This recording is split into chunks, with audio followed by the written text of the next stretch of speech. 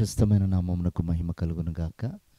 వీక్షిస్తున్న మీ అందరికి కూడా మన ప్రభువైన యేసుక్రీస్తు నామములో శుభాభివందనాలు తెలియజేస్తున్నాం. ఈరోజు మన దేవుని వాగ్దానం ప్రసంగి పుస్తకం 5వ అధ్యాయం 2వ వచనం.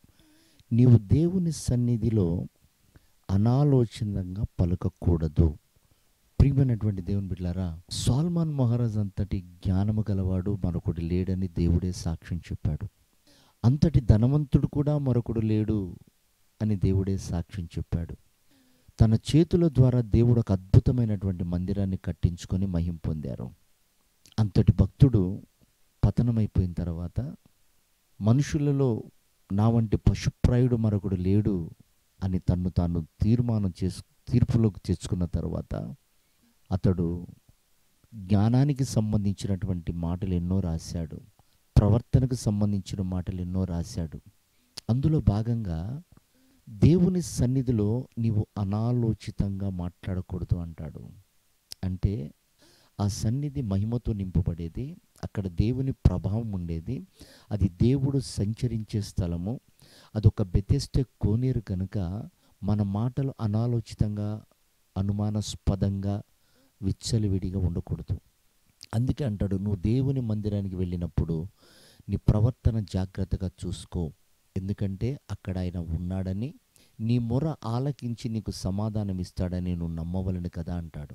కనుక ప్రియ దేవుని బిడ్డలారా, దేవుని సన్నిధిలో పలికే ప్రతి మాట దేవుడు ఆమెన్ అంటాడు. నువ్వు మంచి పలికావా, నీకు శుభం జరుగుతుంది. చెడు పలికావా, ఈర్ష్యతో పలికావా, లేకపోతే నువ్వు అసూయతో మాట్లాడితే దేవుడు ఒకవేళ ఆమెనంటే అది నీకు నష్టాన్ని కలుగచేస్తుంది.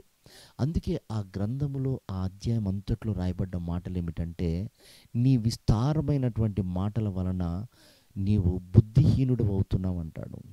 నీ మాటలను పట్టి నీకు శరీరపులో శిక్ష విధించబడుతుంది అంటాడు. అంటే మనలో ఉన్నటువంటి ఆ రోగాలు మన మాటలను బట్టి వస్తూ ఉంటాయి. మనకున్న బలహీనతలు మన మాటలను బట్టి వస్తూ ఉంటాయి. అందుకే మాటలను బట్టి నీలో దోషం ఉంటుంది అంటాడు. విస్తారమైన మాటల్లో దోషం ఉంటుంది అంటాడు. కనుక ప్రియ దేవుని బిడ్డలారా, నీవు నోటిలోనికి తీసుకునేది ఏది అపవిత్రమైనది కాదు, కానీ నిన్ను అపవిత్రపరిచేది ఏదైనా ఉంది అంటే నీ నోటి నుండి వచ్చే మాటనే. కనుక మాటల విషయంలో చాలా జాగ్రత్తగా ఉండాలి. దేవుని సన్నిధిలో మనం ఎంతవరకు మాట్లాడాలో అంతవరకే మాట్లాడాలి. ఈ రోజుల్లో చూడండి, విచ్చలవిడిగా మాట్లాడుతుంటారు, పెద్ద చిన్న తారతమ్యం లేక మాట్లాడుతుంటారు. కాబట్టి వారికి శాపం వస్తుంది. అలాంటి పరిస్థితి ఉండకూడదనే నష్టపోయి మనము లాభంలో ఉండాలని భక్తుడు రాసినటువంటి మాటలవి.